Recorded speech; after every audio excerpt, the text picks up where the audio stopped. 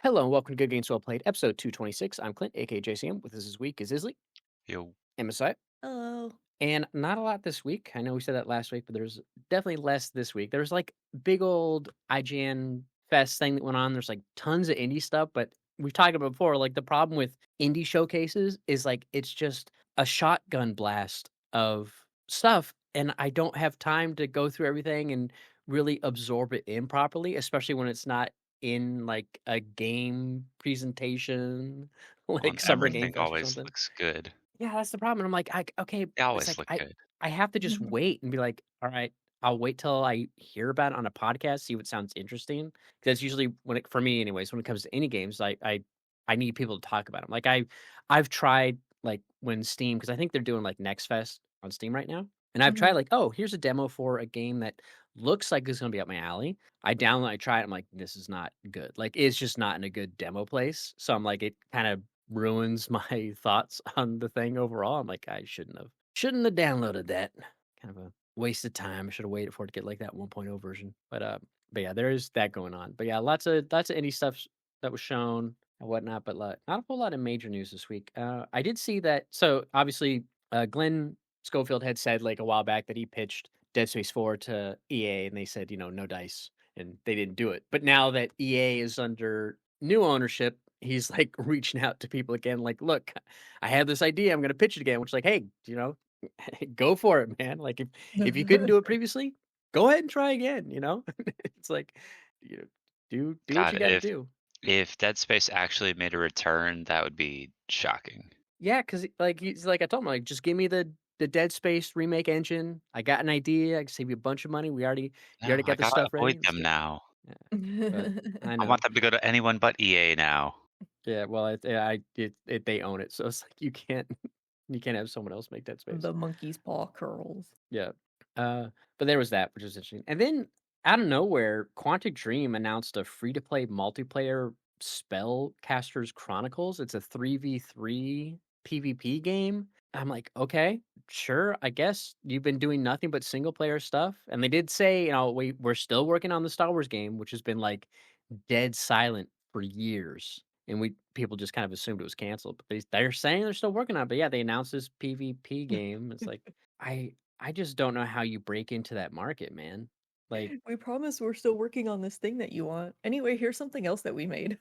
yeah, it's gotta be something like it's so slow that they need them to do something else, and someone's like, "Hey, I got an idea for something that's smaller and maybe smaller in scope, so it's a little easier to do." Especially if it's multiplayer, I feel like, okay, you're not making like a big campaign, you're just making arenas, balancing them, and then making your characters. Maybe it's like a little easier of a pipeline, but really weird for them to just come out of nowhere and make a multiplayer game, which I mean, not my kind of game at all, but hopefully it does well for you, and people, if you do like a beta, it performs well or something. But yeah, they had like a big old you can watch like the presentation for it, and they show it off. It's like, all right, there you go. Flying around the map does seem kind of cool. I'm like, oh, that's cool. The good movement's always fun. If you can have good movement, usually that can carry you a long ways in a game. But yeah, just kind of surprising. And then something we didn't talk about last week, but the former Assassin's Creed boss, Marc-Alexis Cote, he they announced that he was gone, that he was no longer gonna be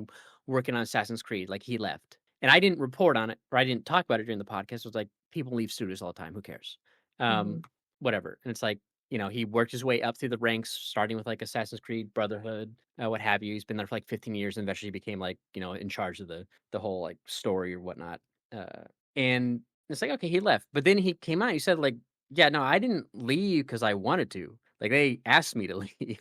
And then he's Oh. like, "But I have no," he's like, "I have no resentment for it or whatever, like, it's just wanna say to the fans, I didn't leave because I was upset about anything. It's just they asked me, they needed a leadership team aligned with its core goals and blah, blah, blah, or something. So it's just like, okay, because they have the whole Vantage Studios that we talked about, the Tencent-backed business for Assassin's Creed, Rainbow Six, and Far Cry and all that.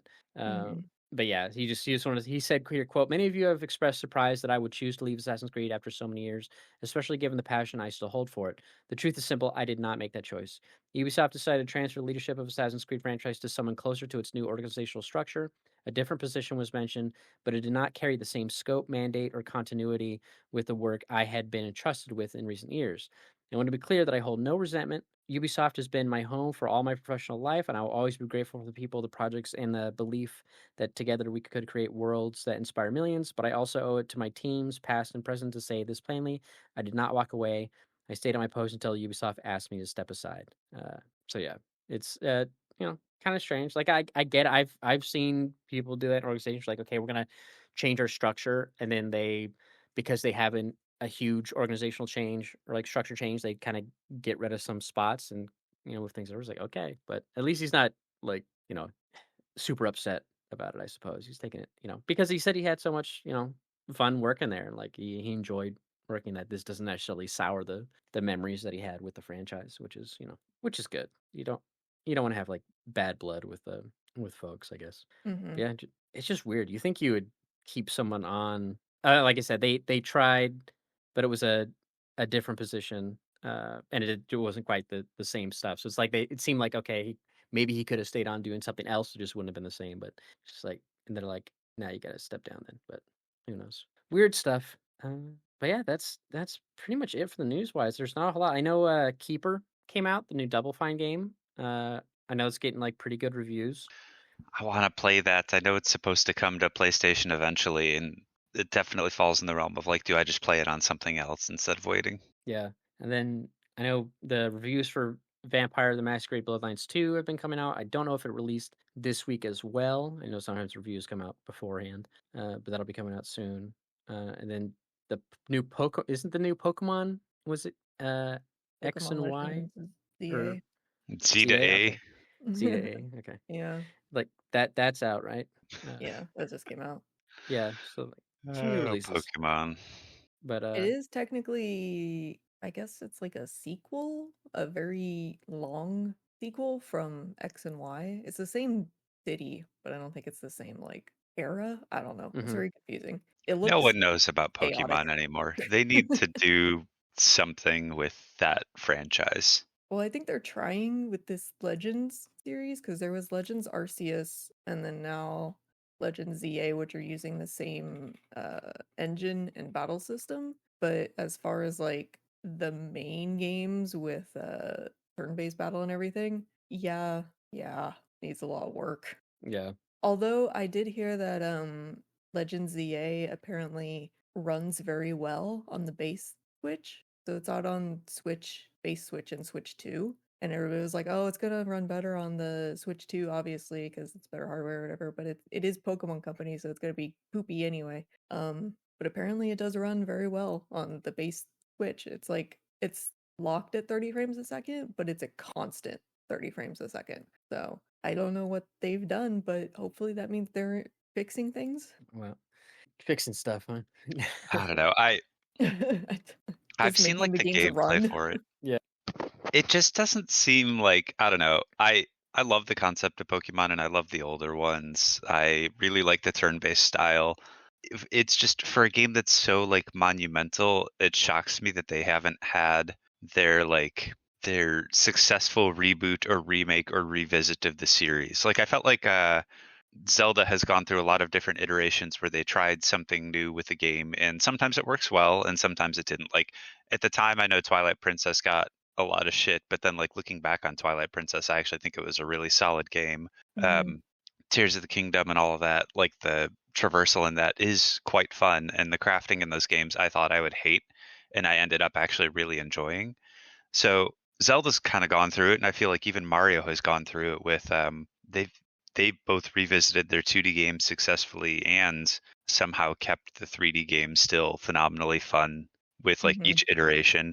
And I just feel like Pokemon like has never had that level of thought. And I know it's not a first party game for Nintendo, but it kind of is. Like it feels like a first party game. I just wish they would reinvent the wheels somehow because man, they need a change to the formula and I don't know what it is. Yeah, I That's a guess they very like. Oh, sorry. Go ahead. I was gonna say, I guess they tried it with Arceus, right? To make it Yeah. more open world, but it's like because it was But on Switch and it just didn't run necessarily well.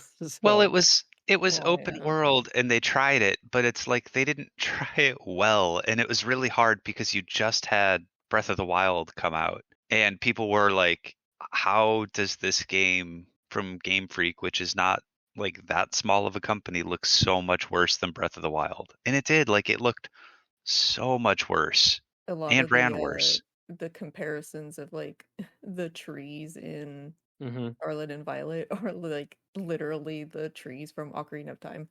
Like you're Right. just sitting them side by side. I mean, yeah, that's a lot of like that's a very common sentiment in like Pokemon fandom. Say Pokemon fandom, like it's obviously for children, but it's very obvious that Game Freak and the Pokemon Company are like resting on merchandise sale and just like the overall popularity because then the games come out and it's like, yeah, you can have fun with it and you get like the base fun out of it and sure, yeah, it's for children and children love it, but at the end of the day, they're not great. But Like, even like kids games, I'll use another game for innovation lately. Like Lego Party is basically Mario yeah, Party, and we were talking recently about how surprisingly good that game seems to be. So like a kids games can certainly still have like fun and innovation and things like that. Game Freak has just been lazy with Pokemon. very much so. Yeah. And like a lot of the sentiment I hear is like the last time they came out with kind of like a reinvention of the series, not necessarily from the ground up, like the same base game, but improving upon it were the 3DS games, X and Y. And then they came out with Didn't people the love those though? I yeah, they're really good games and I really Yeah. love them. And So then they came like out with Omega Ruby and like Alpha Sapphire in those, which were remakes of the Red and Blue or no, not Red and Blue, Ruby and Sapphire obviously with like the Emerald story kind of stuck in it all together. And that was really good. And then like Sun and Moon, the 3DS ones were great. They were very good and it was kind of like the first real introduction to like 3D Pokemon. And then the Switch ones came out and everybody was like, "What did you do? What happened?" Yeah. So, It's a franchise where, like, I wonder what it would be like if I don't know, like, if you had given it to multiple different studios just to do their, like, Pokemon, but in a different genre, and mhm. just to see what happens. Like, they've had Pokemon fighting games, right, with the Stadium and whatnot, like, more focused on that. Like, what if they made it more like a Tekken where you're the Pokemon doing your stuff or something like that? Like, I don't know, just There change was a up the game like horror. that. Oh, there There was? was a Who Pokemon fighting game, yeah. There's Nice. also a I Pokemon MOBA, called Pokemon Unite, which is I think it's free to Yeah. play on Switch. So it's like they have kind of branched out into different genres a bit and doing this kind of like side main series of like the Legends games when Arceus came out, people, despite the fact that it like all still didn't look very good and like kind of still ran a little poopy, people praised it as like this is good. Like you need a mainline Pokemon game that's not like the Let's Go series, which was just Pokemon Go on a console, Mhm. and which was still fun, but it was a very like simplified thing Yeah. from the main series. But people were like, "Oh, this is really good," and this is kind of what we want as far as like innovating the battle system, but still having the core mechanics of like the rock paper scissors of it all and everything like that. So they came out with Legends EA, and it's running really good and it looks really nice and it's fun and there's a lot of like innovation to it. So people are like, okay, but is the next like color series, the next like turn-based series, is it going to be good? Like, are you going to build off of the Legends engine and everything, or are you just going to keep pumping out Scarlet and Violet and Sword and Shield? And it's just like, where's this disconnect coming from of like this innovative game with still like the core mechanic and the core gameplay that people want versus like the other duty that you're putting out on the Switch. Like, why can't you bring this level of like polish and fidelity over to your main series that probably more people are going to be interested in playing because people want turn-based Pokemon. They don't necessarily want like, action RPG Pokemon, which is still fun. It just at least the people that I was watching, it looked chaotic as shit. And I was just like, oh my God, I don't know what's happening. You're getting Yeah. jumped by like 10 Pokemon. What's happening? But Yeah, or very what if they did like a horror Pokemon or something, funny. like that'd be kinda cool.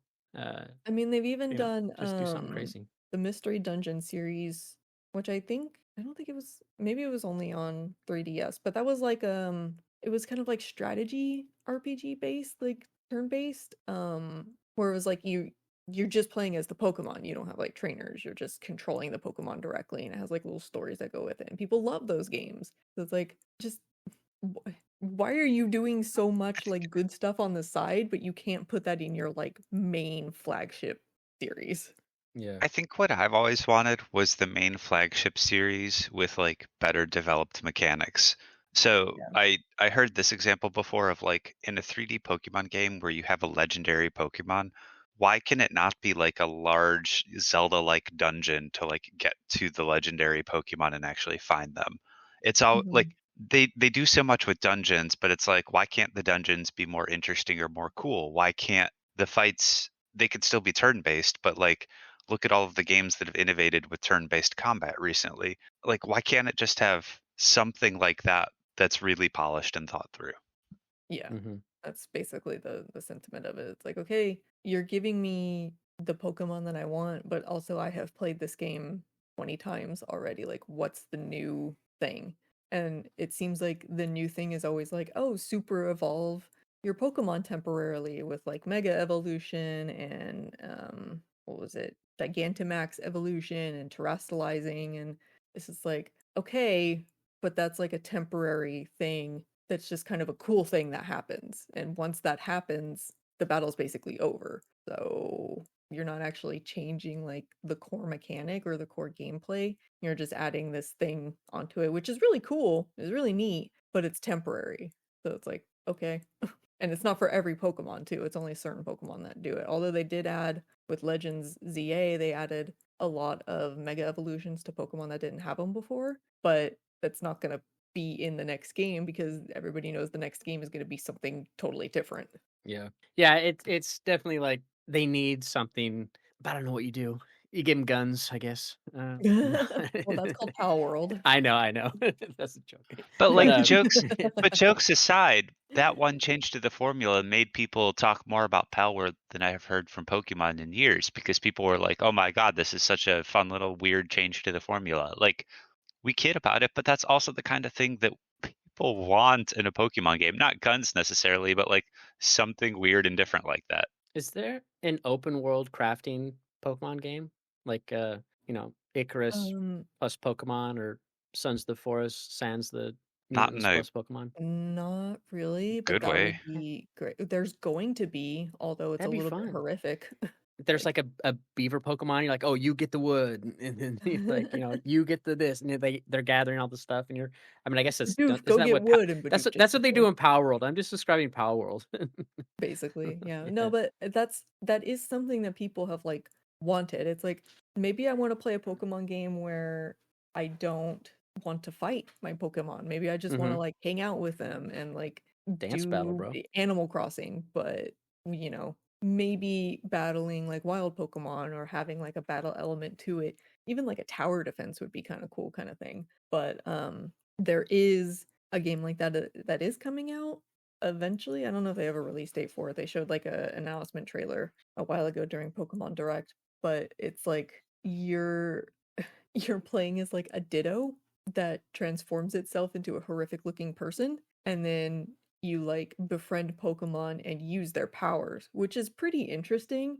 But just let me play as the Ditto. Don't make me like a horrible person. Or if you're gonna make it like a person character, a human character, just make it so that I'm like, I'm not turning into the Bulbasaur to move this, log. I just ask Bulbasaur to do it for me. So it's just like a very weird direction that they took with it, but they're trying, I guess. Yeah. Yeah, I don't know. Curious what they're gonna do. I mean, obviously people like what they're doing. I mean, it's funny how like people complain about Assassin's Creed every year and then they change it. COD does haven't really had any changes. It's just like COD's kind of in the same place. I feel like where it's like okay, it's just the multiplayer. It's still solid. Like it's still fun even though there's no real innovations. It's like it's just still good, and he needs something else to come along. I mean, that's why like Battlefield 6 is doing so well right now. Hmm. Uh, but it's like, yeah, if Pokemon they're just doing it really well, and like if I feel like they're not in the place of where, like, if people like aspects of Power World, they're not gonna just bring it over, whereas, like, I feel like they could do that for a Mario Party, like, "Oh, let's see what, competition breeds innovation." They don't do that, I feel like, with the Pokemon 'cause there's no real competition, and with Power World, they're just going with the whole lawsuit route, uh, Mhm. so it's like, yeah, I don't know. Like, if as long as they're doing numbers, I feel like they're gonna be fine, and it's like people just keep because you're always gonna get new kids, and I feel like, kids are always gonna play Pokemon, and then they'll you have the whole timeline of Pokemon from Red and Blue to now, and every generation there's gonna be new kids that start, and they probably play like, I wonder how many people there are like, I wish I could see that a graph. I need, like, r/data is beautiful to do a graph of, like, every Pokemon game from launch to now, how many people are where people started from their first game, and if they're still and when did they drop off? Like, I dropped off right after Red. Like, I played Red, and then I just didn't play any ones after that. Mhm. But that was because I was a kid. It was like I didn't pay attention to the advertisements. I also was playing PlayStation, so it's like I paid attention to that in the magazines, like, "Oh, I want this. You can only get so much for Christmas." Like, if I had infinite money, maybe I woulda kept going, but it's like, "Nah." Like, yellow came out, I'm like, "Whatever. I don't need that. I don't need green. I played red. It's like I'm good." Uh It's the same game. I played that already. Yeah. yeah, but, like, how many people have played it from red all the way through to now? How many people started at, diamond or whatever and to now? How many people started Mhm. within the past couple? Like, as, kids keep coming into the play space, and then at what point does that stop happening? Because kids are playing Roblox or they're doing something else, like, they're playing a platform that has multiple different genres of games in its ecosystem, or they're still playing Fortnite or something. So it's like, I wonder when they're gonna see that drop off of new players, um, who maybe aren't just playing their parents', version of the game and what have you. So it just I wish I could see that, but I don't know how you'd get that kind of data. I feel like it'd be too hard, I but it would be don't interesting.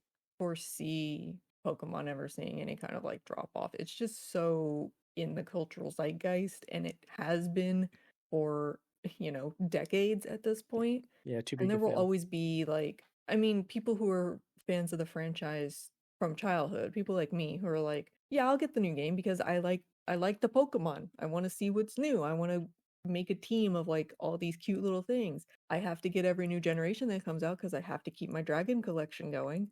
So it's just like, I think at this point, people are fine with it being Pokemon. They just want it to reflect, like, I don't know how to put it, just the hardware and the software is getting better. Why isn't this game getting better? It just Yeah, needs to look nice and run well. And at the end of the day, it's still a Pokemon game. It still has the same like story progression and the same like overall themes to it and everything like that. But if it looks pretty and it runs well, I think that's all that people want from it, really. yeah, yeah. And there's nothing again, and there's nothing wrong too with like if you have a formula that people like. Like I say it all the time with Far Cry. Like people are like, oh, I'm tired of that formula. I'm like, I love the sneaking the outposts, the getting the weapons, the Mhm. upgrading my skill set to improve my lethality, like and just exploring a big open world that looks beautiful.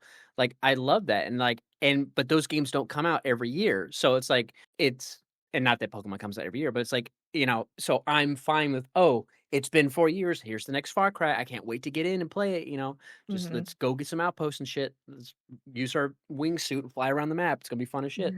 Like, I love that, and, like, I get and poke I if people as long as people are having fun, like, that's what matters at the end of the day, but it's fine to, to love something like we talked before, like with Silksong, like, you can love something, and criticism is part of that, like, Mhm. you're not criticizing it from a space of negativity. You're like, it's constructive criticism. It's like, I love what you're doing, but I wish you guys would do just a little more. Like, Yeah. you have much more potential. Especially with, I know that like the Pokemon Company is an overall thing. They have, Right. the games, they have the merch, they have the card game. It's like an overarching thing. And then Game Freak specifically is the one that makes the games, and not all the games though, because they have like the MOBA and everything like that. But it's like people, you look at the quality of like Sword and Shield, Scarlet and Violet, and even like comparing that to just Arceus and ZA, it's like you clearly have the talent and the resources to make these games phenomenal. What are you doing? Like, why, when I'm playing Scarlet or Violet and I make my Pokemon terrestrialized or whatever, terrestrialized? I don't know what it is in that one. I make my Pokemon all big and shiny. Why is it running at 3 frames a second when clearly this other game can have an active combat system with camera movement and effects and everything, character movement and everything, and it runs at a solid 30, even on the base console. It's like, it's more of the disappointment. It's like, yeah, I'm gonna get it and play it, but at what point does it become like, okay, you're clearly not putting the resources into the game that I know that you have, so why would I even bother? I'm gonna Yeah. start buying them used. Yeah. Yeah. We'll see what happens. Yeah. Hopefully they learn something at some point. Maybe. They won't. Spoilers. And who knows? Maybe it could be one of those things where like they're working on a new engine or something. You know, like you see that with Mhm, other publishers usually for bigger games where they're like they'll keep the game on what they're doing and then here's Anvil next. Oh, here's this refresh of it, or we did this thing and blah blah blah. But it's like mhm. making sure that doesn't disrupt your workflow and everything and this and that. So it's like who knows? And if that's even something that they want to do, they're just like they're trying to see what they can optimize on the engine they have without changing it. And I don't know. Who knows? But anyways, all right. Well, that's enough Pokemon. I guess we can go ahead and move on to just what we've been playing. I was trying to look up other news, but there was like nothing that stood out that was of value to the conversation. But yeah, obviously we all finished Silk Song. Zai, we'll start with you. You, because you have been playing something new. Yeah. Tell us what you've been playing. I am back on my anime MMO bullshit. Um, so I started playing Blue Protocol Star Resonance. It's actually, they announced it a few years ago and I was interested in it, and they've been through like betas and closed alphas and stuff like that, but I was like, I'm gonna wait on this one because I've done like closed alphas and betas before and I play through the game and then I never go back to it. So I was like, I'm gonna wait for the full release and then I'll just be like pleasantly surprised when it comes back out. So it came out, I don't remember the exact day that it came out. But I watched a few people play it and was like, okay, it looks fine. It looks like what I want. It just is, very cute, very fun. The combat looks fun. So I got onto it and it's exactly what I thought it would be. It's fine. It's very anime. The character creation is very anime. I'm standing right now in just like a courtyard of people around, and I think there's like 3 men. So it's very like everybody's making small cute girls, but it's fine. That's whatever. I'm not very far in the story, but it's interesting so far. There's not a lot of like, I mean, obviously because it's the beginning of the game, there's not a lot of like backstory or world building and stuff, but it's a very like, it does that thing I like where it just kind of like dumps you in the world and everybody's talking around you about all of these things that you should know, and you're just like, yeah, sure, the Napos is free. I will go deal with it, I guess. And it's just kind of like you figure it out as you go kind of thing. So Yeah. that's kind of nice. And there's a lot of uh kind of like side world building like lore stuff that you can pick around, like books and notes and stuff that you can, it's very Genshin Impact Star Rail, where it's like if you stop to pick up this book on a bench and read it, you may get some like incredibly not significant but very interesting world building where you're like, this is a little bit horrifying. This was just on a bench like hmm outside this restaurant. I don't know if you guys, okay, I'll just move on. So that's been kind of fun, kind of reading through that stuff. But it is very, reminds me a lot of Genshin, where it's like you get into the open world and there's like treasure chests to find and all of these like places to unlock, and you unlock the map as you go. The combat is, it's okay. It's a little bit confusing, but it does have like an auto battle system. So it's like you can kind of auto battle a little bit and then you can Hmm. tweak the auto battle too. So it's like, okay, I just want you to do like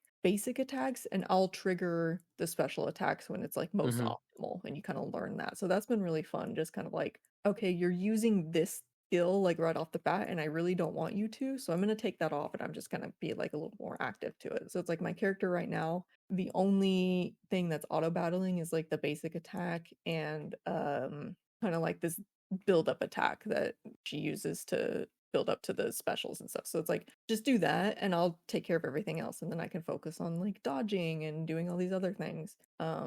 I will say though, the UI is bad. I don't know how else to describe it.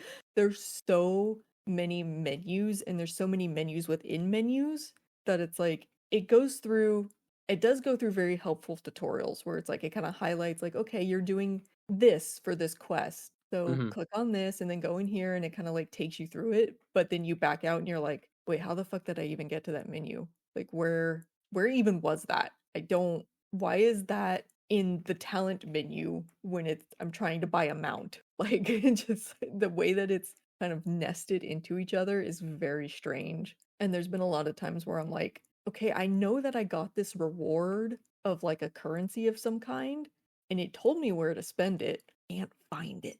Can't Mhm. find it again. I don't know where to go. So I'm just kind of like clicking through menus and just give up eventually. I'm like, I'll find it eventually, and I'll be really surprised that I have a lot of currency that I can spend on stuff. So it's whatever. Are you But playing there it solo, or do you have any friends who are playing with you? I'm just playing solo right now. But it's very easy to join up with people and do things. So I did I don't know, not like a raid necessarily, but it's kind of like an endless tower type of thing where it's like you start at floor 1 and you try to go through the floors like Palace of the Dead or whatever. And it was just kind of like, okay, I want to do this. I did a couple floors on my own, but I bet it would be really fast if I did it like with a group. And you can just do that. You can either like blind matchmake or you can just go into world chat and be like, hey, anybody want to do this? And then a lot of people will join, and or you join other people and you go and do it. And So that's it's when you pretty get those easy. shout messages you shared with us. Yeah, it was I was like, I don't know, this makes sense to somebody, but it doesn't make sense to me. It felt And so much like someone selling stuff from Final Fantasy. It just makes me laugh. Are it's gold all sellers like, still a thing? Like, is that still a thing? oh yeah, absolutely. Yeah, But no doubt. it was very like everything's abbreviated and like somebody just I'm looking at the world chat right now and somebody just posted looking for party Tina hard spam. I don't know what that means. Tina So I was hard like, spam. Yeah, it'll Tina, make tough fight. Fashion Farm. Okay, I understand what that is. But it's like this will make sense at some point, but right now I don't know what the fuck is going on. But that's a very common like thing for these type of games, especially because it's free to play. So it's like anybody can get on and play and do it. And it does have like kind of weekly limits to things, but so does Final Fantasy 14. You have like the tomes and you can only get a certain amount of the new tomes every week. This has a kind of the same thing. It's like you can earn this currency to buy these really powerful things to upgrade your gear, but you can only get 1,000 of them a week. You know, whatever. The thing that at least I haven't found it is like there is a cash shop, but there's no like pay to win. It's all cosmetic. So the like costumes that you buy and stuff, they don't have like bonuses and stuff like that. So you can buy energy items where like if you run out of a certain amount of tries for this specific dungeon in a day or a week or whatever, you can buy a little bit more to do it again. But you still have to do the dungeon and get the drops. So it's like you're just buying more playtime essentially. There's nothing like, oh, there's no gotcha for like weapons or like characters or armor or anything like that. It's like you make your character and that's your character. You don't have to like pull for different characters that are stronger or different, and you don't have to pull for those characters weapons or their armor or anything like that. It's very kind of like even playing field, so even if you don't buy any of that cosmetic stuff, you can still play the game and you can still get to what is end game. Right now it's kind of like apparently it just kind of stops obviously because it just came out, so like the next big update will be like more dungeons, more story, kind of typical live service stuff. But that's been kind of nice where it's like I don't look at the gotcha and I'm like, should I? No, I don't want to. I'll just save up my like currency that I'm getting and I'll just buy the thing that I want. I don't have to go through the gotcha. So that's been kind of nice. Yeah, that's good. Yeah, it's always nice when like you don't have to interact with those mechanics or something. Mm-hmm. As long as it doesn't like require an insane amount of time on your part to like get the things that they would help you, Yeah. you And know, it's like unlock. there are like the two different currencies. There's like paid currency and then there's currency that you earn in the game. So it's like you can earn currency to buy cosmetics, but if you want like the super special, oh my god, extra shiny, like full outfit, it's give us $5. Okay. Here's $5. I got the super shiny outfit or like the big crazy obnoxious mount or whatever. So it's like if you continue to play it and you want to do like an extra battle pass or something, it's like $4 a month. Okay. I pay $15 a month for a game that I haven't played in 3 months. So it's fine. Yeah, okay, that's good. Now, It's is fine. it have like is there? Do you feel like there's a good amount of, because you've played so much 14, is there like a good amount of 'cause how long did you say it's been out for? Just a few days. Just I a think few. it's this Okay. week, at the beginning of this week. Is it have a decent amount, or I guess you would know because you're not super far, but from what you know, did you look up like any information about it as far as like reviews or anything, or did you just kind of go in like, yeah, let's check this out? I haven't looked up like how long the main story is, but it is divided up into chapters. And if you just beeline the first chapter, you can get through it in a few hours. And apparently the end of chapter 2 or like mid chapter 3 is kind of where it stops and you kind of do like that end game stuff for a while. But there's tons of side quests. There's tons of stuff you can do like out in the open world that is like no side quest or main story is going to take you to this place. You just have to go and explore there if you want to. So it's like the map is pretty big and there's a lot of ways that you can explore.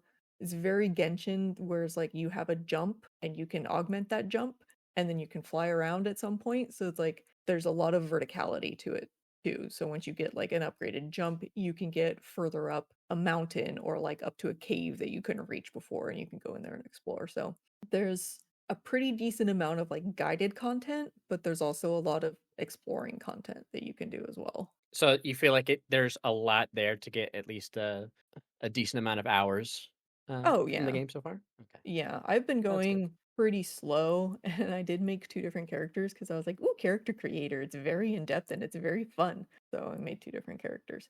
But I haven't really been playing the other one that I made. I just made it because I was like, I guess at some point I'll run out of stuff to do on the main character, and then I'll just go and play the other one if I really want to. But just playing the main character, I played for quite a few hours. I played pretty much all day yesterday. We played Ragnarok for a few hours and did kind of our weekly and some daily stuff, and then the rest of the day I just played this. So it's pretty fun. That's good. That's all really matters is if it's fun. Yeah, I'm always curious Mhm. whenever there's like a new MMO, like what's the content loop like? And especially if Mhm. people have experience with MMOs, it's like, okay, are you going to suffer the pitfalls that maybe some earlier ones did? Or are you going to have a nice Mhm. streamlined onboarding process? But yeah, I will say I'm very excited and very interested to see where it goes because I have played a lot of these type of MMOs, these like I wouldn't necessarily consider this like a theme park MMO. Like a lot of older ones that I played, like what was that one we played for a while? Eden Eternal. We played that for quite a while and I think that's still running. But stuff like Tree of Savior, that was fun and it was good, but they just like stopped supporting it at some point and then they closed the game down and then they made like a new mobile version of it that doesn't have any of the same art or like mechanic or anything. It just has the name and you're like, all right, that's disappointing. So you always kind of want to see like it do well and continue. Like as long as they keep supporting it. And I think the way that they do the cash shop is pretty good because people will pay for cosmetics and they will pay for things to make their lives easier. Like um, I mean, I pay a subscription for Final Fantasy 14, and I don't want to talk about the amount of money I've spent on Fantasias to change my characters. So obviously that's a thing that people will pay for. So and yeah, it is crossplay. I oh, that's good. to some extent, I believe there is one server, but there's multiple like channels or lines that you can go onto, and it kind of like puts you where it feels you need to be, but you can change it at any time if you need to. And the chat is across all lines, so it's like if you want to do something with a specific group, you can just all change to the same channel, and that's kind of nice. But they do have a mobile version that I played a little bit on my tablet. Obviously, it just runs okay, but it's nice that like there are mobile specific things that kind of make your life a little bit easier. So if you want to just like auto battle through a daily, you can just hop on your tablet or your phone and do that and just kind of like auto battle through or do a quest like that doesn't have any combat in it. You're just running around doing stuff. So that's kind of nice. And I think that'll, as long as they The keep supporting both platforms, I think that'll add to its longevity the way that Hoyo's games do. integration with like mobile or other systems that are more convenient for like getting rid of dailies and doing dailies is actually kind of a great idea. I wish Mm-hmm. other MMOs had that because the dailies really are just meant to pump numbers and get you to log in. Like they're never actually that challenging in any game. Mm-hmm. They're just like part of the addiction cycle.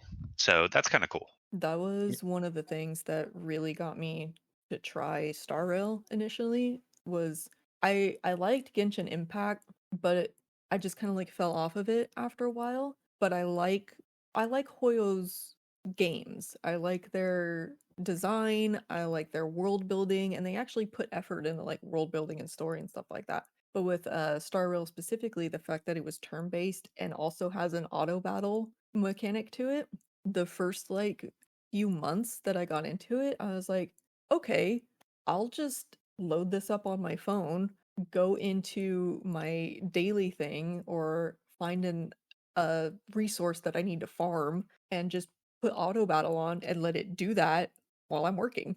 And that was like the biggest thing that got me into it. So yeah, it's like having that mobile aspect to it, or making it so that you can auto battle your way through your dailies, or you can do them like with a group or be involved if you want to. I think that is very helpful to these type of games as far as like getting people to play them and getting people to stay playing them. Hmm. Yeah, that's good. You think Michael's gonna? I guess I did I miss it. Is this free to play or is it It paid? is, yes. It's Okay, free. okay, It's free. yeah. I don't he no, he probably won't. Hmm. It's a very me type of game and a very thing. And I think the only anime kind of MMO he's ever played with me was Eden Eternal. And he fell off of that long before I did. So it's like this is a very like I'm doing this as a distraction because I have other things that I need to do, but I don't want to do them. And I'm out of farming time on Star Rail, so this is taking up that space. Distraction game. I wish I didn't understand exactly what you meant, but it's like it's a thing. It's definitely a thing. Yeah, it's definitely a like I'm interested in seeing what this world has to offer and getting into the story and getting into the character stuff like that. But also if I want to go on and just dress up my character and be cute, I can do that. Yeah, yeah. I remember I was looking at some what are some of those? God, I'm trying to remember the name of there's some free to play MMOs that are out right now. Oh, Throne and Liberty I think is one. I was like, Hmm. maybe I could try that. I was like thinking of like, okay, how much is there to do? I was watching. There's a smaller streamer I watch who sometimes plays it. And then there was another one. I forget what it's called. It's very similar, but I can't find the name right now. I think it also starts with L. But like, I was like, the problem is I just don't have time. And like, should I play it? But I was like, there's so many other single player Well, games. Hmm. and the free to play MMOs are usually the worst in terms of respecting your time because they're all Yeah. about just the addiction cycle. And And they I want to that's sell you the convenience items of like, oh, you don't want to farm for this currency? You can buy some.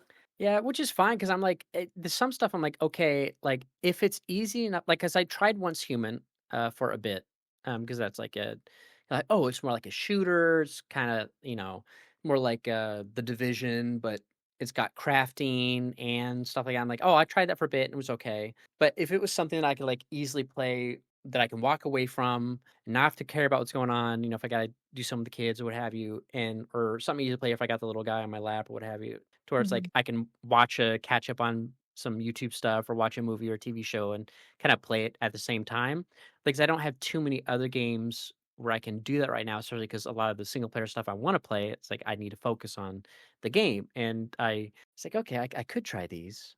Hmm. But and then maybe have those nights where it's like because I know some small streamers I watch, they like do like raid nights or they'll play together and do some stuff. And it's like, okay, maybe if I got serious enough with it, it's like I could try to do that with them. But it's just like, yeah, it's like I I don't will know. say that I don't know if it's necessarily because I've played a lot of these games in the past, these like free to play MMOs, theme park MMOs, stuff like that. But at least when I try a new game, I can usually see right away, like, okay, this is something that I'm going to play for like a week and have fun with it and be done, or I'm just like not interested, like whatsoever. I'm just playing this to play it and try it, Hmm. and I'm going to uninstall it as soon as I'm done playing right now, Yeah. because you'll kind of get a feel of like if you notice that you're kind of just going through the motions and you look at the map and you're like, ugh, rather than, ooh, I wonder what's over there, then it's kind of a indication of like, I'm not actually going to play this or invest any time into it, so I might as well just uninstall it and move on. Or it's like, I'm not really interested in exploring, but it's very easy for me to just like mindlessly zombie my way through it, and it's a good thing to do when my brain needs to turn off. So kind of get a feel for it that way. But with this, I'm like, you go out into the open like world map, and I was like, "Ooh, it's over there. Ooh, it's over there. I need to go over here, but I want to go get this thing first." And that's the moment that I was like, "Okay, I think I'm gonna waste a lot of time in this." Yeah, and it's the benefit too of being free to play where it's like, I have no obligation to want to spend time and get my like, something like Graves and Warfare is like, I haven't played in a while, but, like, I got my money's worth. I put, like, 145 hours in that game. It's like, okay, I had a lot of fun, and I can go back to it anytime. It's like, once they have that 1.0 update or, like, the next big update, it's like, okay, I can see going back to it. Or something like No Man's Sky, like, I played, like, 50 something hours of that. I felt like that's something I wanna get back to, and just go around and mess around. That's a game I definitely has less of a, you need to kinda stick to the MSQ. It's like, I could kinda just do some stuff. But, like, Mhm. if it was a free to play MMO, it's like, okay, there's no obligation to where I feel like I need to play this, otherwise I've wasted money on it. And even No Man's Sky, I got it like, it was on a super sale when I finally picked it up. Mhm. So it's like, yeah, it's just, you got that as well. Like, there's no need to have to go back to it. But Yeah. There's not that yeah. like I should I should really get on and play 14 again because I am paying $15 a month for this or $14 a month. I don't know. I'm paying money for this and I'm just not Mhm. playing it. But it's Yeah. whatever because I know that I'll go back to it and I know that I'll keep playing it and I want to keep supporting them and it's fine and I don't want to lose my subscription streak too. But Mhm. something like this, it's like if maybe I don't play it for a couple months, obviously things are gonna like be updated and change and stuff like that. But I'm probably gonna stop at the point where I could just pick it up and start doing what I was doing before. So it's not really that Yeah, big a deal. for sure.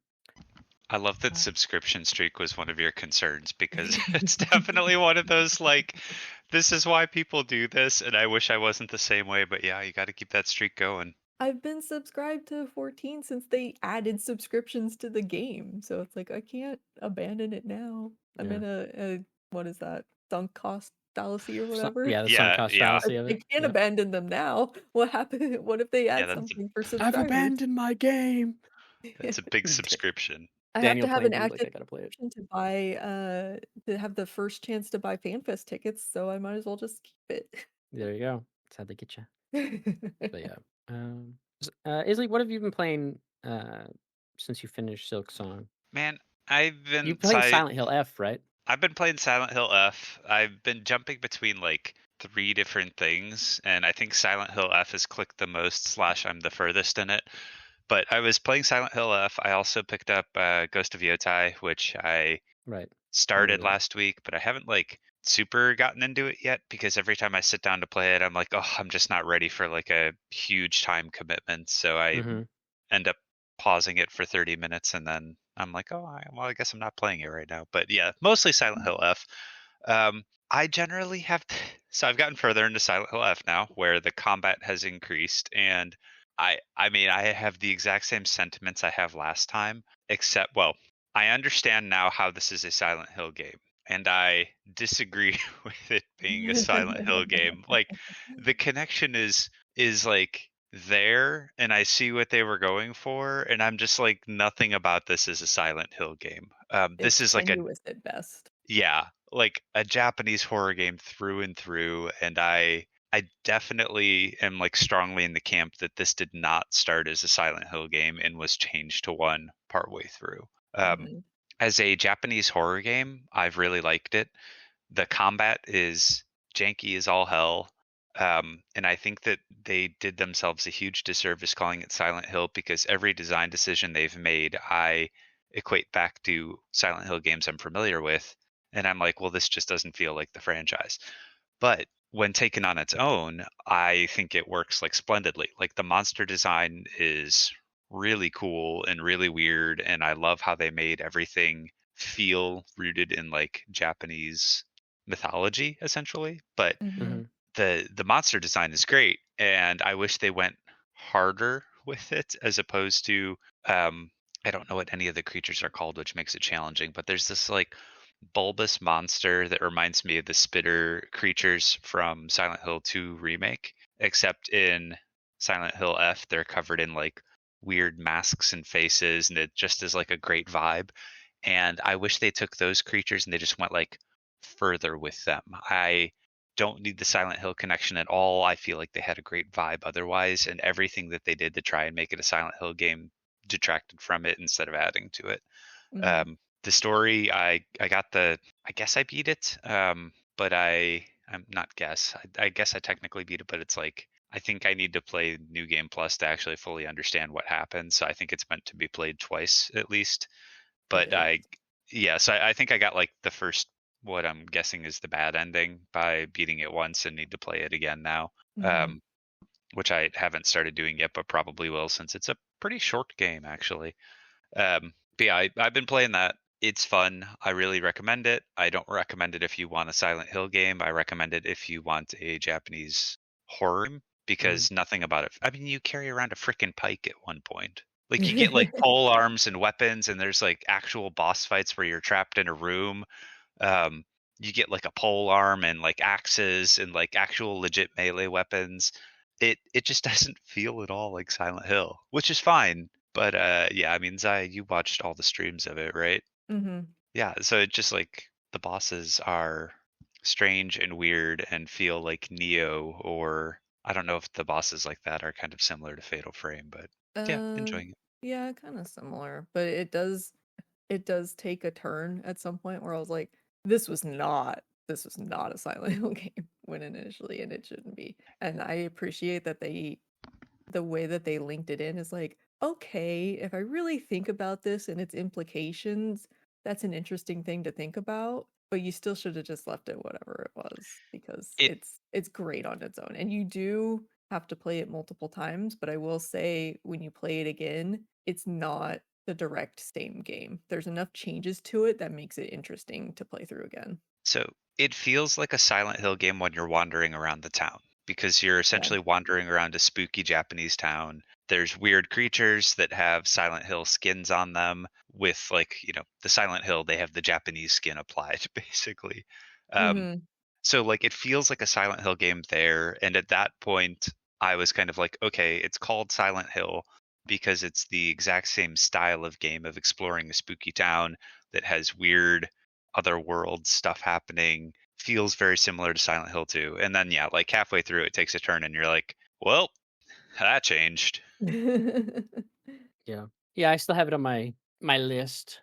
Uh, It's also, I don't know if I would even describe it as like Japanese horror. I think that it feels way more like the not the challenge of Ninja Gaiden, but it almost feels like it's more structured like an on rails action game, like a Uncharted maybe or something where you really aren't expected to like get scared or have jump scares or be startled by too many things. You're kind of expected to like follow this linear path with like a more defined story that they're leading you between beats in the story.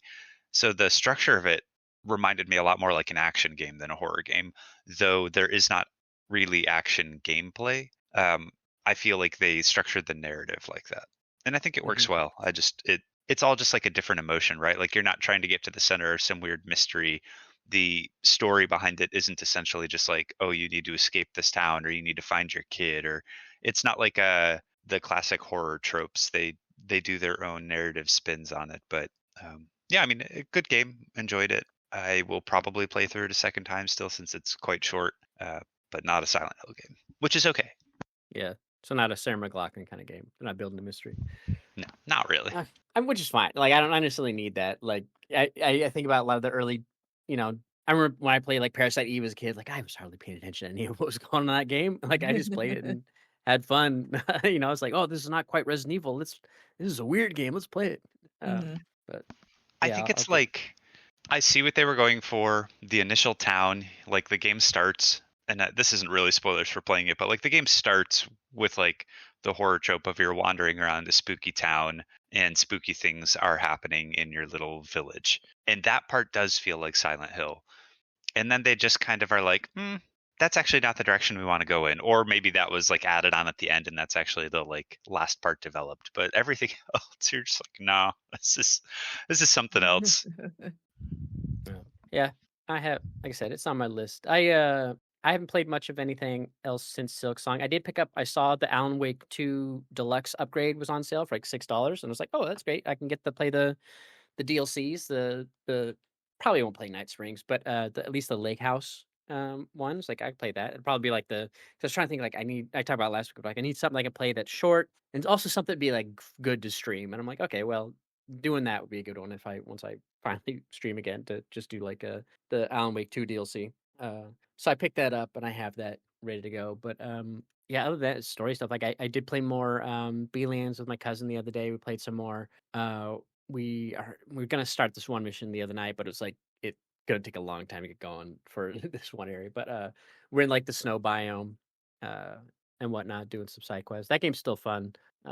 We just it's hard to find time for us to play it together. Hmm. Uh, but yeah, it's all I still like that gameplay loop of just like, oh, you kill a boss and it spits out a bunch of loot. And it's like, okay, let's see what I can upgrade. And like, you're not always gonna get something, but like sometimes you'll be like, oh damn, look, I got a better grenade, a better shield, a better med thing. I upgrade all those things. I'm like, that's a win, man. It's like it's not just the guns. Like you got all the other little perks you can do and stuff like that.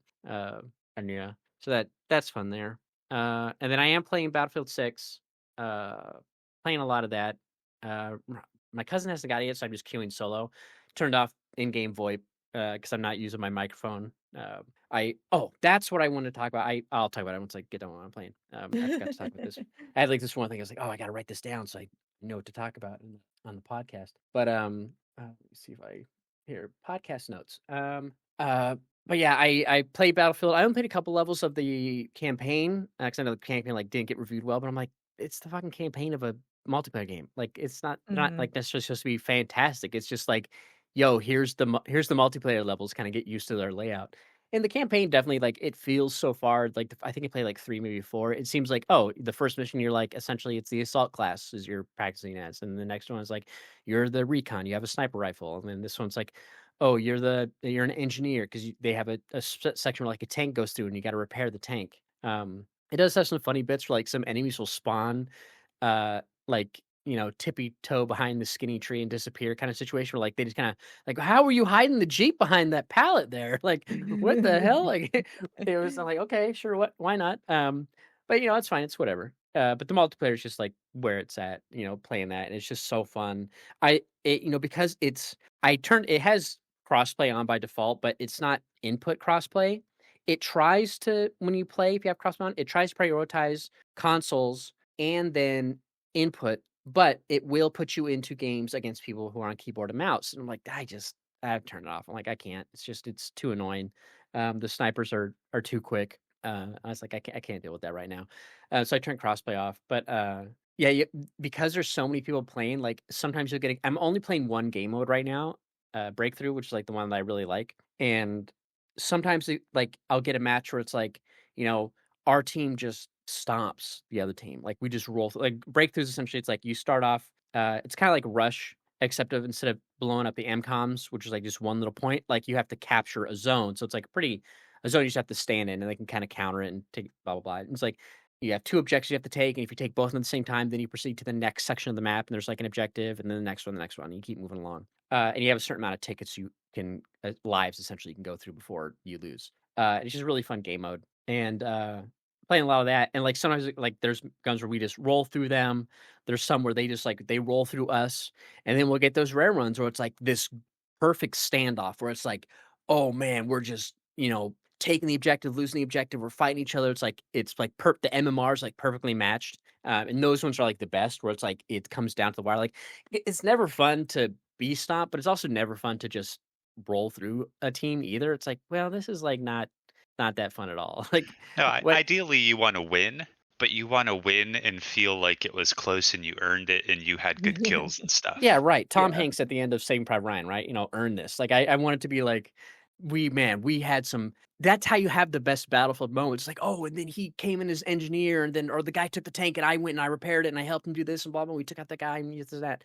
Um, so it's like it's kind of a grab bag, which is fine. Like if I play like multiple games in a row, but like sometimes I'll play like one match after work or something before the kids get home or the little guy gets home, and it'll be like, it was the one where like we rolled through or they rolled through us. Or I get that one where I unfortunately joined where it's kind of like mid first objective, and I'm like, I didn't quite make an early run. Hmm. But yeah, it sucked. They have like, and they had this problem. I had this problem in the beta where they have a kick if idle, and I was playing, I was in this really good match, and man, it was like we were defending and they were winning slowly. Like it was a very like they were pushing it little by little, getting through, and but it was like still had like great plays, great defense, yada yada. Really fun match, even though we're losing. And it just, I got like 35 minutes in this match or whatever, and the little guy comes in, he's like, I gotta go potty, at bedtime. And so it's like, all right, let's go. And I had died, so I was like, okay, I'll just stay in the menu, but I've got to bring my controller with me. So then I'm helping him get out of his onesie, go use the potty. We're getting him in a new diaper, and then I hear myself get kicked from the game. I'm like, motherfucker! I got kicked. I lose all the progression I made. Like everything that happened now doesn't matter. And it's like I got so mad. I was like, they don't have a blue sky, unfortunately, but they have an Instagram. I was like, can you please have like just a parent verification setting? Just increase the idle timer by a couple minutes, please. So when I help my kid go potty, I don't get, because like in the beta, I just had to like, because I was playing with my cousin, I didn't want to get kicked. I would take the controller and just like wiggle the joystick every little bit to make sure I was like moving the menus. But I'm like, I need Mhm. to like buy a little like motor that I could just set down that like rotates the stick while I go AFK.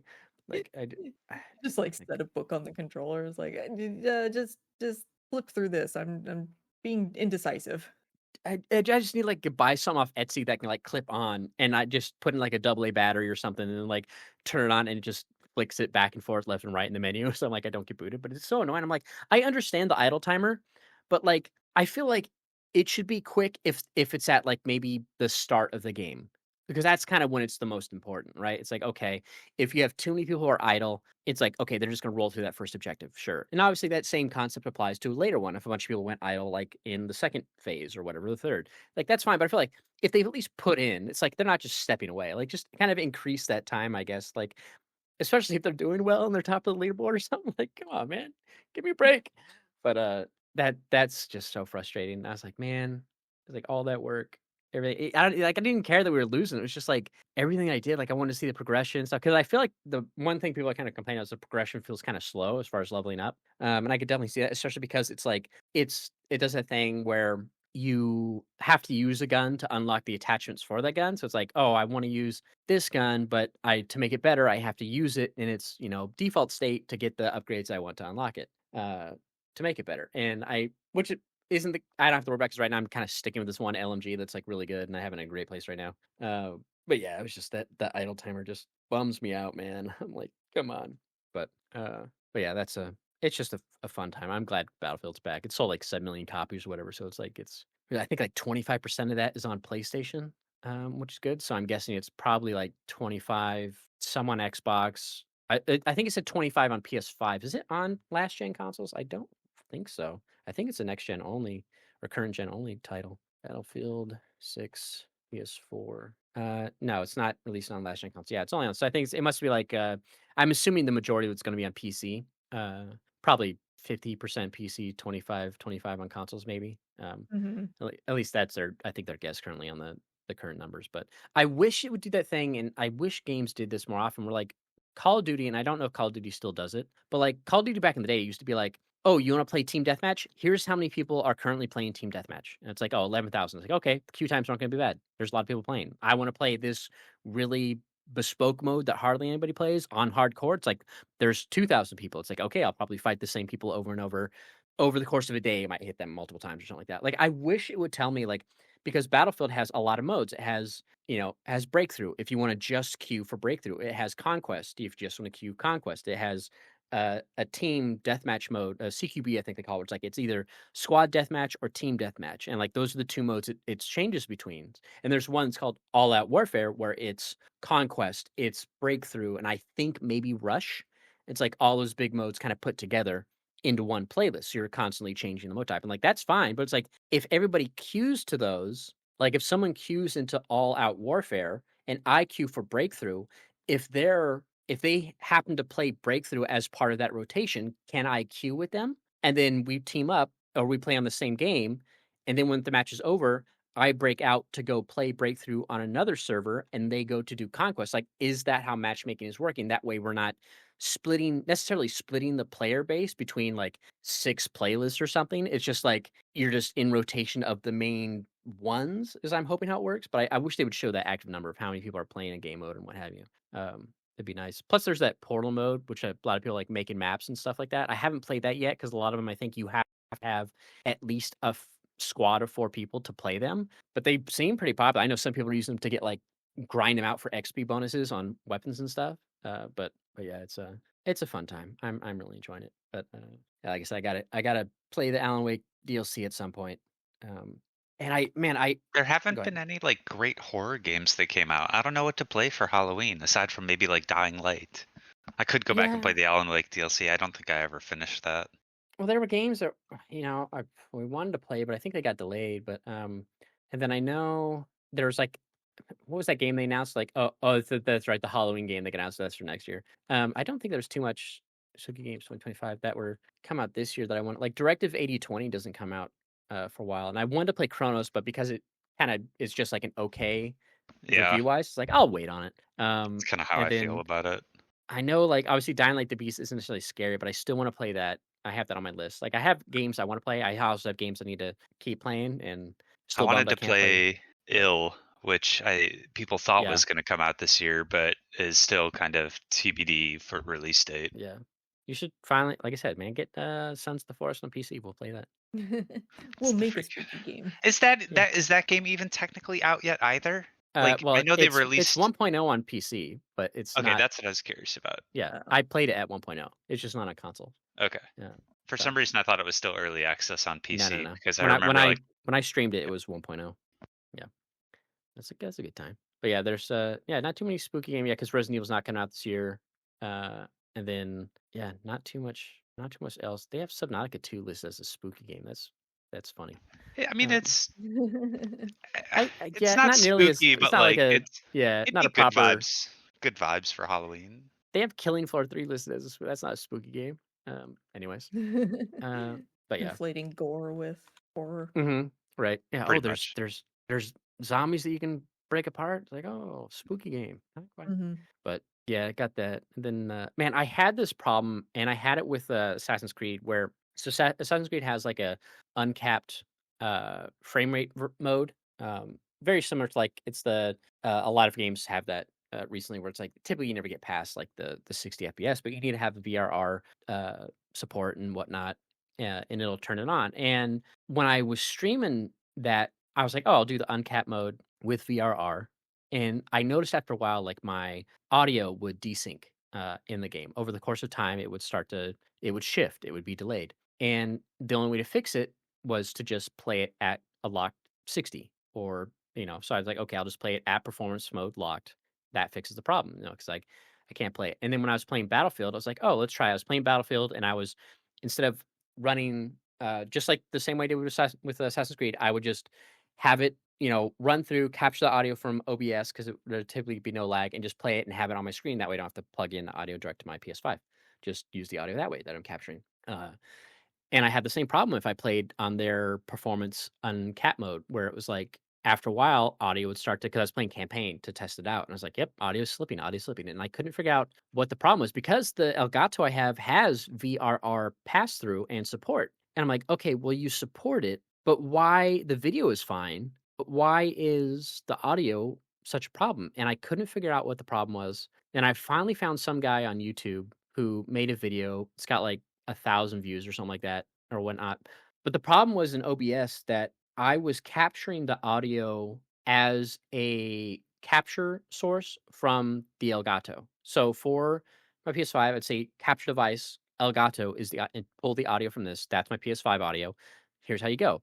And what you're supposed to do is input capture an audio device, not an input device, but an actual audio device. And then from there, you say the Elgato.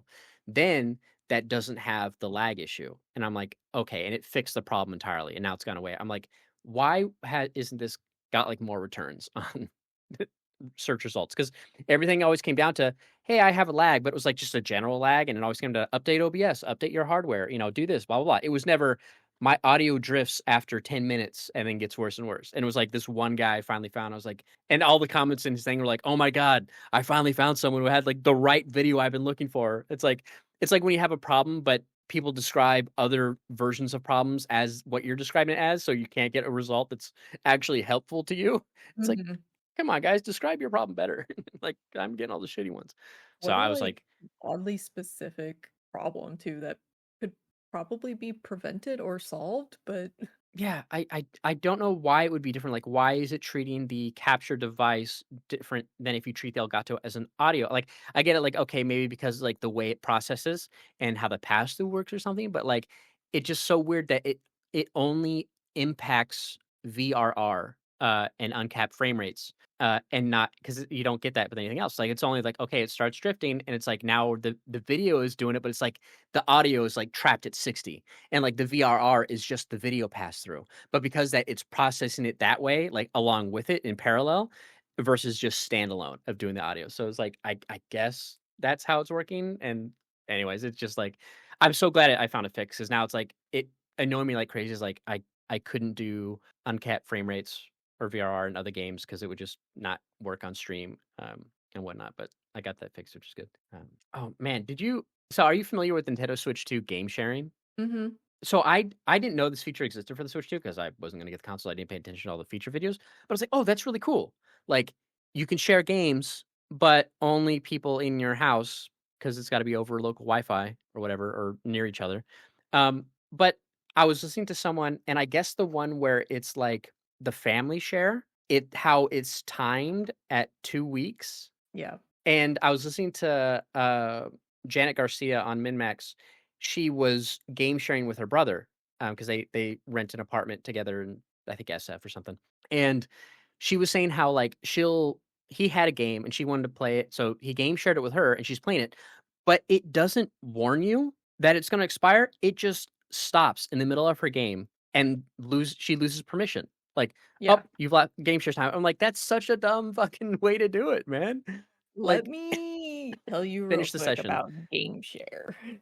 Mhm. So it's not just a feature on Switch 2. This is a thing that they put on the original Switch as well. Mm, mm, Um, because you now cannot have the same digital game on two different consoles at the same time. mhm. So Yeah, like, the send way it. that it worked before, you could just download a digital game, have it on Right, both of your consoles, and then just sync your save data. And that was how I always went between my base Switch and my Switch Lite when I right. travel places or whatever. But now, if I'm playing something on my base Switch and I want to take my Switch Lite wherever, if I want to take it to work or if I want to take it to travel or whatever, I have to move the game from the base Switch to the Switch Lite as if it were a physical game. But Mhm. both of the consoles have to be on. Yeah. So Yeah. it's great for what it's intended for like sharing games with friends or within your family group or anything like that. It's become a massive pain in the ass for anybody who owns two consoles. Yeah, I love the idea of it, of being like a virtual card that you're lending out. I think that's really cool. I think the requirement to be in the same place is dumb. I Mhm. think, like, especially if you're on like, we're on your family plan, like, don't hey, Yeah. Nintendo, we're not family, but you won't know, you ain't listening. But, like, if we were, like, if I was, kid moves out or whatever, and then when he's older and he's like, "Oh, I wanna share something," it's like, "Okay, I should be able to do it." Like, if you're on my family plan, we should be able to do it just over the internet. And I could just be like, relinquish my, digital right to the game to lend it out, and then he can get it, and then Mhm. whatever. And then the 2-week thing is like, okay, that should be like because that only applies to the family share version, is like, that should if you're gonna just end it, it should end after the session. Like, you should be when you close the game, then it should pop up being like, "Yo, your time's expired," you know? Mhm. And do it that way, not just in the middle of your game, just kick you out. I think it's so dumb. With no, like, warning or anything too, to be Yeah, like, that's just you're like, when you start the game and there's, like, an update or, like, a system update, it'll usually pop up a thing that's like, "Hey, there's a system update," or you can just start the software, just warn, like, "Hey, you have 3 days remaining. Hey, you have mhm. 1 day remaining." Like, maybe close your game and save it kinda thing. It's just 2 steps forward, 1 step back with Nintendo, like, constantly. Yeah. Like, I'd rather it be there than not be there 'cause I always wish there was a different method versus just, like even on PlayStation, it's like, make this my primary, make this my secondary console, and then like, okay, make sure the primary is the one that's going to be offline the most because that way it doesn't have to require the internet connection or whatever. It's like, Yeah, that's why it's my like, Switch Lite is my primary console technically, because if yeah, I take it somewhere and there's no internet, it's like, "Hey, we need to make sure that you actually own this game." I'm like, "Mother okay." yeah. It's like, okay, I get it. Like, it's nice that this is here. It's like, you just need to like give this one more trial run and patch it or something. Like Yeah. you're almost there. But I do think that's I would like because because you can't share on Steam unless you're part of like a family, right? Like Yes, you can, yeah, like yeah, you can basically with the same as with Nintendo, except it's not tied to a subscription service, where it's just yeah. like, you add somebody to the family and you can share libraries, but Hmm. you can't play the same game at the same time kind of Right, thing. right, yeah, which is fine. But I think like, man, I wish it's like that'd be cool if they kind of had this thing for, for like consoles or something like PS5, like, yo, I got this game because it'd be such a good way to like try something out or be like, because like with Steam, I'd be like, oh, Isli, I'll join my family group. I'll game share, uh, Sons of the Forest. You try it out for a day, see if you want to play it or something, or if you want to wait. And I mean, I'm just trying to get into it's Sons of the Forest, but I know you are. Yeah. It's yeah, such a dilemma though, because it's like no game developer actually wants you to have an easy time game sharing because they Yeah. want you like none of them actually want you to game share. So it's like a reluctant feature that's been added in that I feel honestly used to be actually decent and good. Like Nintendo's Family Plan used to actually work pretty well in my opinion for like game sharing. Um, Similarly, like PlayStation also used to have better game share features, and they just dial them back because they don't actually want you to share games. They want you to just buy them all. yeah, and like I do think the place like PS3 was like 5 consoles or whatever. It's like that's fucking out of control. That Like was out of control, but it was like the peak of how you would want to handle it, right? Like if a gamer designed it with no regard for money, that would be like the best example, yeah, right? And and that's what that they started at. And then they've progressively gotten worse and worse and worse, which I understand why because of, stealing games and things. But that like they still started with the best and then just kept making it worse. yeah, it was definitely like that was the first, digital games were first starting on consoles. So it's like, okay, we'll start with 5, and then everyone ends up like, okay, add me on your thing. I'll log myself onto your console for all your friends. All your friends can game Yeah, I'll share. Then just they cut get it down the to just 2.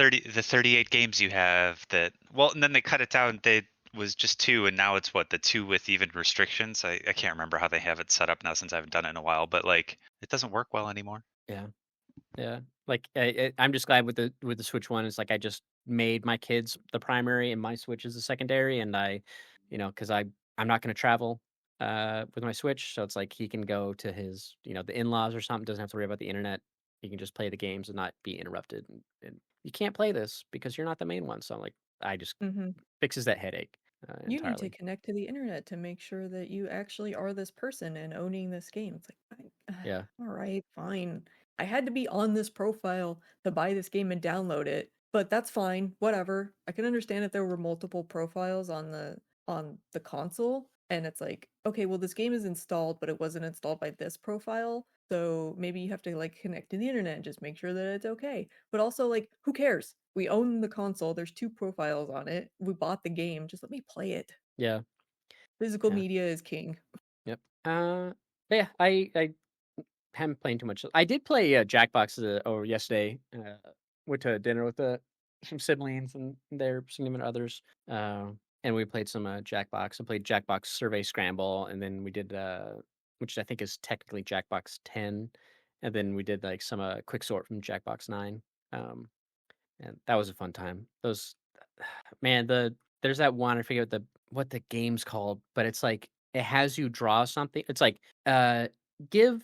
name this restaurant that would get a 2 out of 10, uh, rating from cool teenagers, and I'm like and it's like the rating distance I had to do was like 2, like 2 out of 10, so, like, I call it, like, the Boomer Cafe, and it's like and they have to try to guess then where on the scale it fits, but then, like, that one's fun, but then they do one, it's like, draw draw this in the percentage, and it's like mine was like draw something between fire and a mullet, and it's like and it had to be like 60% fire within like the picture had be that, so I like drew someone with a mullet, but the mullet was fire. So it's like and try it's just such a silly game to play where it's like you have to draw like the most ridiculous stuff. Like someone had to draw like something that was like 70% hot dog between a hot dog and a baby, and they drew like a baby in a hot dog bun, and it was just like, but it's just so silly. I mean, that sounds accurate, actually. Baby in a hot Yeah, dog bun. yeah, and I don't think I've seen that one before. It sounds really fun. yeah, that's fun. The survey scramble's a lot of fun too. That one's good. It has some good it's only survey, but it's like different games based on it. Um, there's this one in survey scramble where it's like you vote on the category, and then it's essentially like Pong. So like someone starts out and where things rank on the list from like most popular to least popular depending on the category, like things that guys say they can do without needing any practice. And it's like drive, do sports, do this. And depending on where that thing pops up on the bottom is essentially where the pong paddle is. It doesn't move, but it just stays there static. And you're trying to, the ball is moving like super slow at first. And then when it hits it, it bounces and it goes to the next team and they have to do something. And they guess things that fit where the path of the thing is going to land. And the ball gets faster and faster over time. But it's like if you reuse the same word, then your paddle gets smaller for every subsequent turn until you use a new word, then it gets bigger, back up to normal size. And it's like that game is stressful because then not only are you trying to, you can start off by punching a bunch of guesses to see where they fall. Like, oh, this this is really high on the list. This is really low. Okay, we got the corners. Okay, I need something in the middle. And you're trying to guess and like, oh, what was the bottom thing? What was the bottom thing? I can't remember. Ah! You panic and lose. But it's just it's a fun one. It does because the games require your phone. Like I forgot to tell them like, hey, make sure you got your phone. And then, cause like my brother's girlfriend, like she forgot her phone when they left his place. And, but she's like, I don't need it. I'm not going to text anybody. But I should have said like, hey, make sure you bring, cause they didn't have one. But I'm like, I just made sure that they were on a team the whole time. So at least they could work together. But it was a fun time. I have been forever since I played at Jackbox. Like I've watched more Jackbox, usually from Northern Lion than anything else. But, Jackbox just a fun time, man. It's a fun little game. Good stuff. And then, yeah, just painting Warhammer, be in between things when I'm not gaming. Having a lot of fun with my dreadnoughts. Painting those guys. They're almost done. I actually have like Got my dreadnoughts. 2 fully painted vehicles. I know people hate painting vehicles. I'm like, painting vehicles is so fun. And I have like I It's like the same primed thing. What do you mean? It's well just because painting a mini. because a lot of people are like, oh well, by the time it takes me to finish like one vehicle, I could have painted like 6 dudes. And like because you have to have like Whatever. typically you'll have more dudes than you will vehicles in an army list. It's like and I'm like, but I love the painting, just like I love the building. And people that poo poo the building part, I'm like, what are you talking about? I love putting shit together, man. That's the best part. But yeah, painting them, it's nice because like they're very similar because they're obviously the same. They're both ultramarine, so it's like same colors and whatnot. So a lot of stuff is very similar. So it's like if I need to touch up one part in one thing, like I had the gold bits and the white parts I had to do at the same time. I'm like, oh, I can do both models at the same time when I do this, and be good to go. Then I just got like minor details I got to do uh, to get them finished. But anyways, fun stuff. All right. Well, I don't have anything other notes. Like I said, I have a. Oh, that's the other thing I had. I have the other note on here. I got a tank in Warhammer, and it has like 3 different variants you can do. Don't need to magnetize the turret. It just like you just don't glue it. It even tells you don't glue it. Like you can just take off the top part, swap out the gun. You have the other variant. So there's like 3 variants you can use. One's good for like anti-tank, anti-infantry, blah blah blah. So it's like, all right, you got like 3 different models for the price of one. Great for all different scenarios. But they have little side turrets on the vehicle that have their own each unique gun for that profile of that vehicle. And typically you could, if you play with your friends, like, okay, this has this gun, not the gun it default comes with. So you just roll that. But if you play like official rules, you have to do what the vehicle comes with. But yeah, I thought it'd be a good idea, like practice magnetization of just little turret bits. Because 2 of them use like the same turret shell and like decal that comes with it, whatever. Like, oh, that'd be good. I can just easily because I see it's like a little piece that just like slots in. It's like a little slot fit, and you're supposed to glue it. I'm like, oh, I just cut off the bit, put the magnet on, put the magnet on this one. Drill out the holes. I get everything together. Putting like one magnet thing's a little annoying. I got like dried glue on the back of my thumbnails from just when I was doing this. I'm like, it'll come off when I clip the nails and they grow out. But I had like everything all lined up and good. And I was like, oh, this is perfect. I had the polarities correct, and then I had one of the 4 gun parts. I went to go put it on, and it was reverse polarity. I was like, "Mm." I flipped it when I put it into the thing. There's Because gotta typically be a people way to, like, temporarily stick them in place so you don't do that. well, well, the problem is you could with, like, blue tack, but you're gonna have to take the blue tack out in order to get it, and usually what people do is, like, when they do the polarity, they will, like, put the little one in, they'll glue the base one into whatever the main thing is gonna swap, and then they base everything off the direction of that polarity. So they'll have the Mm. stack, and they'll make sure, "Okay, this is the direction," and then they'll put, like, a permanent mark on the bottom that goes into where the glue is, where you're supposed to glue, and that's the deal, but I didn't have a marker. It's like, "Okay, I'll just test it and do it," and it worked for 3, and the 4th one, it must have flipped at some point, and I didn't realize it, so I had to, like, take it out. So I'm like, "Okay, how do I get glue out?" I'm like, "Alright, I'll try to, uh, use some WD-40 and get it out and, like, have to, like, do this, cut it out, take it out, blah, blah, blah," and I ended up having what I had to do because the gun was 2 halves that went together is I had to just, break it in half, take out the magnet, scrape out some of the dried glue, and just start over, which is fine. I got it done, working whatever. Um, but then I was like I realized when I did it that, like I said, the one piece, the turret had like a prong, and then the guns have a slot, and you fit it in that way. I was like, ideal. I thought, oh, I'll just cut off the prong, put the magnet there, and where the slot is, just drill it out and put a magnet there. I'm like, I did that, and that was my first step. And I was like, well, that's not smart because now it's not the rest of the gun's not flush with the flat part of the turret. It's just up elevated on top of the magnet. So I was like, okay, let's take these off. So I took those off, drilled into the turret bases, so that the way the magnet is sunk and everything is nice and flush. So I got those finished. Now I just have to do the other gun variant, which has a different style, and the problem there is, like, there's not nearly as much plastic to go into, so I'm like, I gotta think about how I'll probably have to stuff, like, some green stuff inside it, and then Some let green that stuff. dry, and then, drill green stuff's like in a putty epoxy. Green stuff, blue stuff. Yep, it's blue and What yellow bits do you stuff, and you fit? roll it together. Uh and then it's an epoxy putty that's used for, like, people usually use it if they want to modify a sculpt of a build and whatever, but yeah, anyways, so learning to do that was fun instead of doing it with something like a big Tyranid. It would have been awful to try to do it there, to just practice doing it on these little guns that don't really matter in the long picture, like, if they were to screw up and you can't see when they're flush, you can't see any of the dried residue glue, which I can easily clean up with some WD-40 or something. But yeah, prime my tank, and I gotta just give it a quick base coat in blue again, which I hate doing. Like, I wish it's so annoying that the spray can isn't the exact shade of the pot, which just makes sense because it's a spray, but it's like it's just slightly different. And usually people are like, oh, you base coat in this, and then you do a quick thin coat of whatever that color is. So if you have to do any repairs, it matches. And I'm like, I ain't got time for that.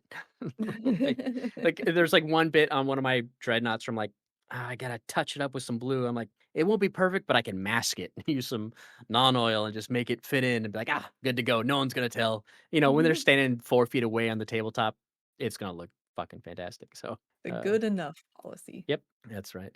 Uh, but yeah, it's fun. I do love painting them there. Especially when it's like just a lot of the same color over multiple mechanical parts, and the dreadnoughts is just so fun to do. And then just putting all those little extra details. And I'm gonna practice this wear technique on the paint.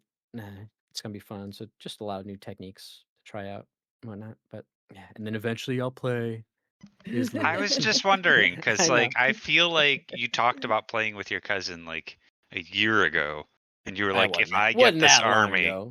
if I get this army built, will you play with me? And he was like, yeah, sure. And I'm like, I feel like that was a year ago. Mm. I just feel like you're Well, falling into the classic trap, which is you never actually get to play. You just build. you'll just build. Well, I have the I had to build up to the 1,000 points first, and then it was like I got some extra Yeah, stuff no, just because I wanted definitely, them. absolutely, you had to. Well, yeah, I'm not gonna play Yeah, you can't can't play really do a 900 points. no. That's absurd. I gotta have at least 1,000. Well, the box that you buy doesn't come with 1,000 points in it, so you have to build off that. So and plus I do have so much fun just putting stuff together and painting them that it's a good time. But anyways, Love that. yeah. Yeah, that'll Was do that it. a I don't have any real other love that notes. or a sarcastic one? It's like an evil laugh afterwards. Make that comment and then have like an evil cackle. Yeah. The other thing I have to do is figure out like how I want to varnish them because like if you're gonna play them, you got to varnish it that way you don't mess up the paint from touching the whole time. But I'm like, do I do a matte? Do I do a glossy varnish? I gotta figure out what I'm gonna do there. Probably just matte. I think Glossy's too shiny. The answer is always matte because glossy has fingerprints. Yeah, that too. All right. Well, I'll go ahead and do it for this episode. Hopefully, we'll get some good game news in the coming weeks. Like I said, it's kind of quiet. Maybe I'll check out the Steam Next Fest and see if there's like any good like demos on there. Try out a bunch of stuff. I know that's what he's been doing. So like all his YouTube videos are like, hey, we're checking this thing out. Hey, we're checking this thing out. And it's just a bunch of stuff and like sushi for goblins. I'm like, okay. Just a cooking game where it's like, all right, whatever.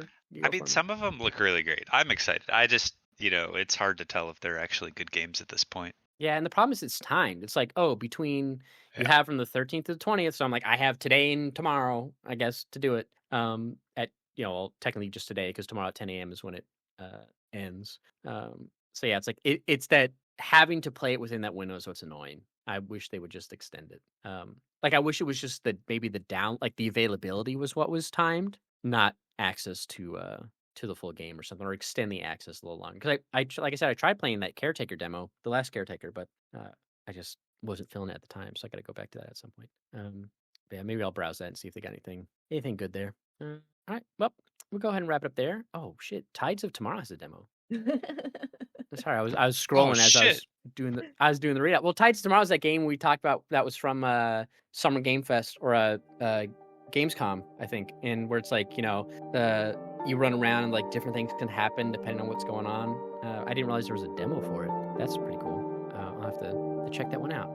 Anyways, yeah, that'll go ahead and do it for this episode. Thank you all for tuning in. Listen. Thank you, Isli. Thank you, Zai, for joining. Yep. And we'll see you all next time. Later. Bye.